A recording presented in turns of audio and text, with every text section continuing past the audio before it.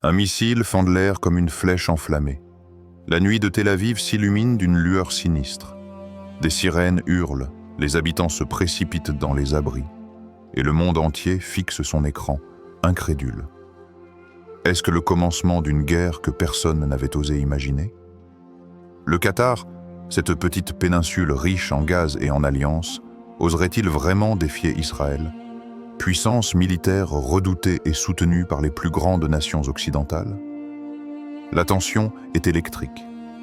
Chaque geste, chaque déclaration, chaque mouvement d'avion de chasse devient un signe scruté avec peur et fascination. Ce qui se joue n'est pas seulement une bataille militaire, c'est une collision entre deux visions du monde, deux histoires profondément marquées par la foi, la politique et l'orgueil des hommes. Mais au-delà des chars et des missiles, une autre question s'impose, plus brûlante que toutes les autres. Jusqu'où l'humanité est-elle prête à aller pour prouver sa puissance? Les nations se préparent, les alliances se resserrent, les discours s'enflamment. Pourtant, derrière cette frénésie de force et de stratégie, une vérité demeure, immuable.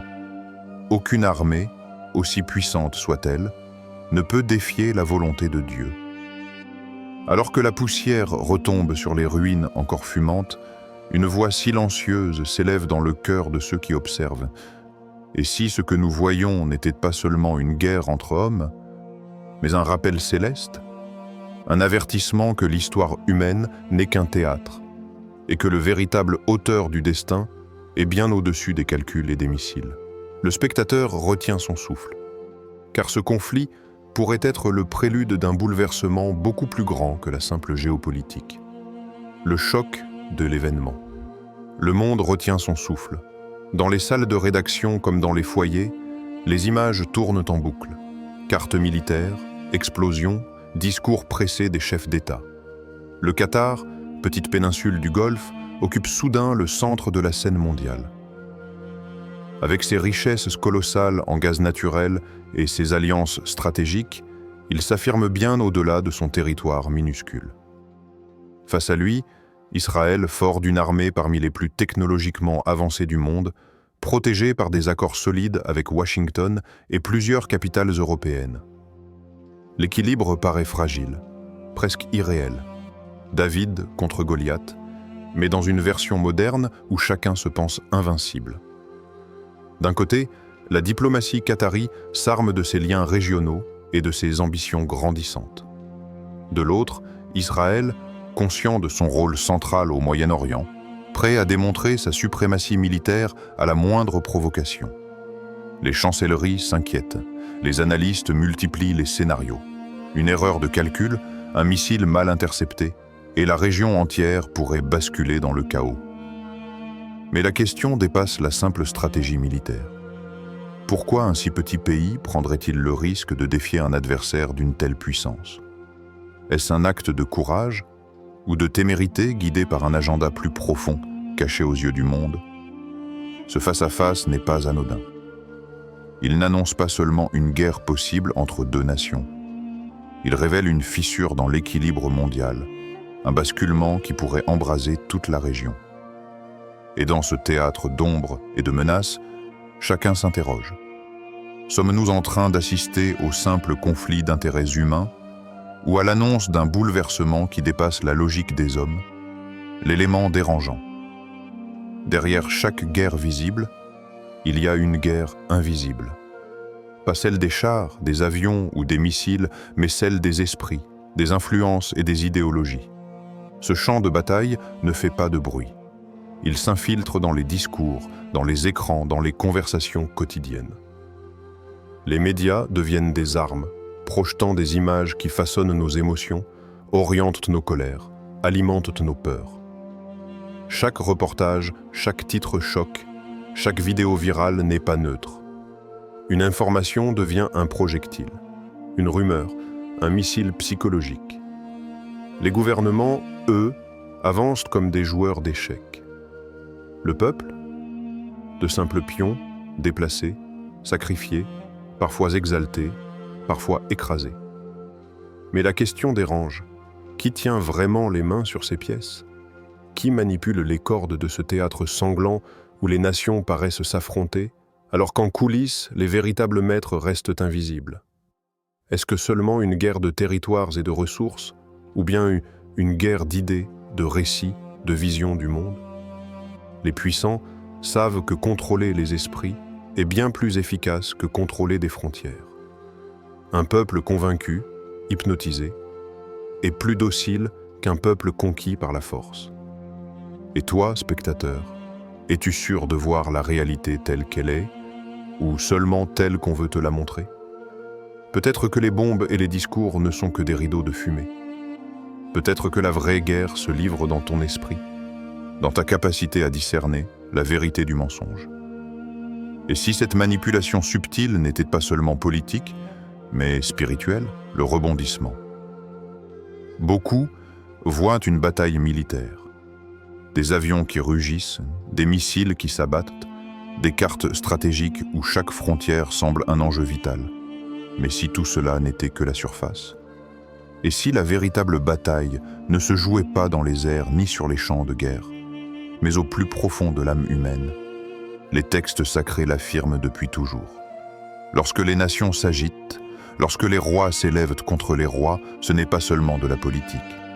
C'est un signe, un rappel, un avertissement destiné à réveiller ceux qui dorment dans l'illusion de la sécurité terrestre. Car la guerre la plus décisive ne se mène pas entre Qatar et Israël, mais entre la lumière et l'ombre, entre la foi et l'oubli, entre ton cœur et les tentations qui l'assaillent. Et si cette confrontation géopolitique, avec ses drapeaux, ses armes et ses discours flamboyants, n'était qu'un miroir? Un miroir tendu à l'humanité tout entière, pour nous obliger à voir notre propre chaos intérieur.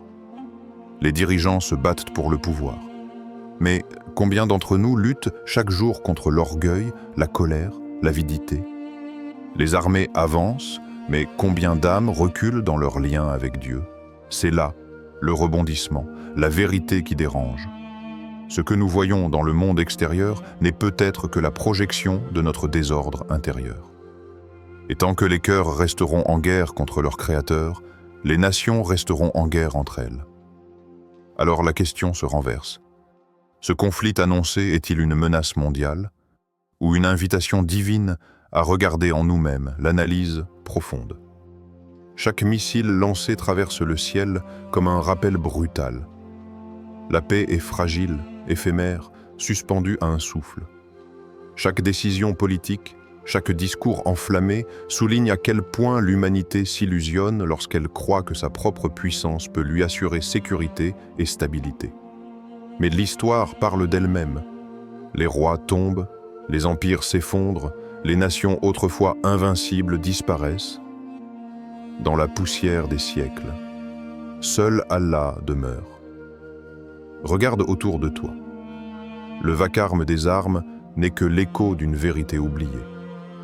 Les hommes bâtissent des murailles, accumulent des richesses, perfectionnent leur technologie militaire, mais un simple souffle divin suffit à renverser tout ce qu'ils croyaient indestructible.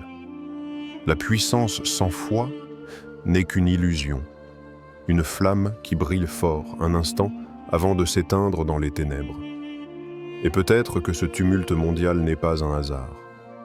Peut-être qu'il s'agit d'un rappel, un signe pour secouer nos cœurs endormis.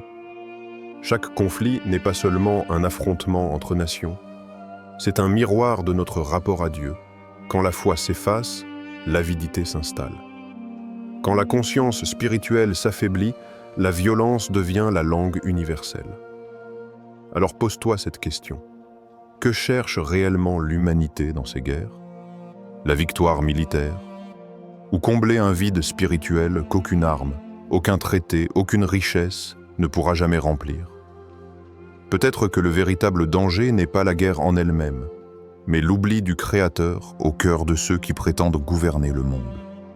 Car sans lui, la puissance devient ruine, et la gloire humaine n'est qu'un mirage qui s'efface au premier vent divin, le dernier mystère. Et si cette confrontation n'était pas une fin, mais un signe?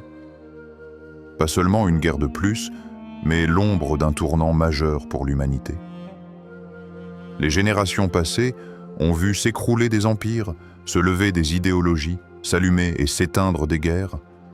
Mais aujourd'hui, le monde semble marcher vers une époque décisive, où chaque nation, chaque peuple, chaque individu devra prendre position. La question n'est plus seulement politique, elle devient existentielle.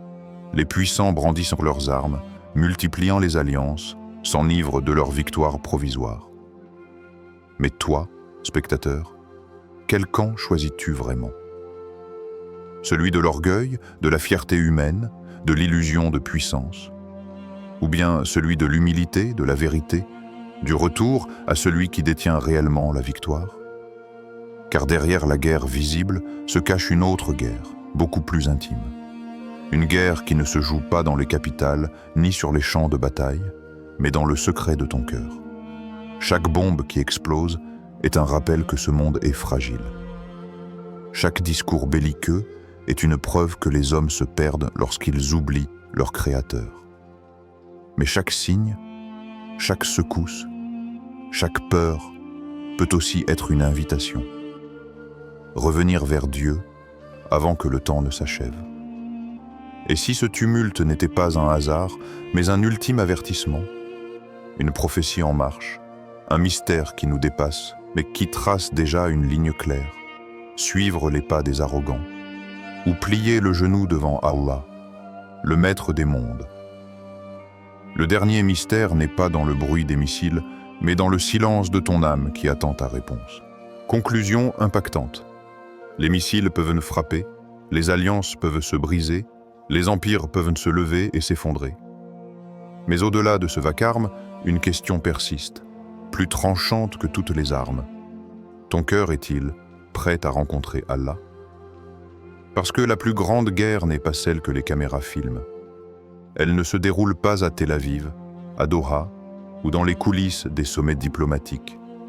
La plus grande guerre se joue en toi, entre l'oubli et le rappel, entre l'illusion de ce monde et la vérité éternelle, entre ton âme et ton Créateur. Les hommes se battent pour des territoires qu'ils devront abandonner à leur mort. Ils accumulent des richesses qu'ils ne pourront jamais emporter dans leur tombe. Ils versent le sang pour des idéologies qui disparaîtront comme des ombres au lever du soleil. Mais toi, qu'es-tu en train de bâtir pour l'éternité? Chaque conflit que nous voyons n'est peut-être qu'un miroir de notre propre négligence spirituelle. Quand la foi s'efface, le chaos s'installe. Quand la conscience d'Allah disparaît, la violence devient la loi.